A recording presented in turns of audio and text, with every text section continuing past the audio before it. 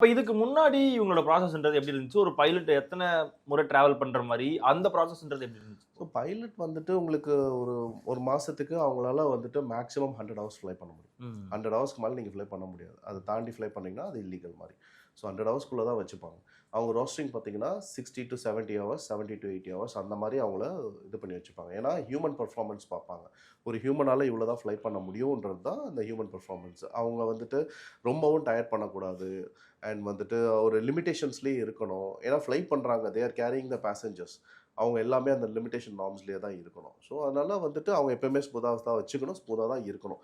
Even pilots drink பண்ணா கூட பாட்டில் two த்ராட்டில்ன்ற ஒரு ரெகுலேஷன் இருக்கு.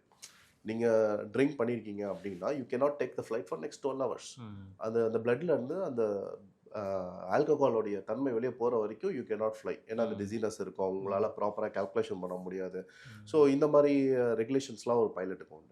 அண்ட் கன்டினியூஸா 9 ஹவர்ஸ் ஃப்ளை பண்ணா again they have to take a rest. So so அப்ப இண்டிகோ வந்து இதுக்கு முன்னாடி ஒரு இதுல நல்லா தான் போயிட்டு இருந்துச்சு. எல்லாம் நீட்டா தான் ஆமா. இருந்துச்சு. இந்த ரெகுலேஷன்ன்றது இந்த வந்ததுக்கு அப்புறம் தான் ரெகுலேஷன் வந்தது. அவங்க டக்குன்னு காம்ப்ளை பண்ண முடியல. இதுல அவங்க இன்னொன்னு ரீசன் என்ன போட்டிருக்காங்கன்னா, இம்மீடியட்டா இந்த ரோஸ்டிங் சிஸ்டத்த ஃப்ரீஸ் பண்ணணும். ம்.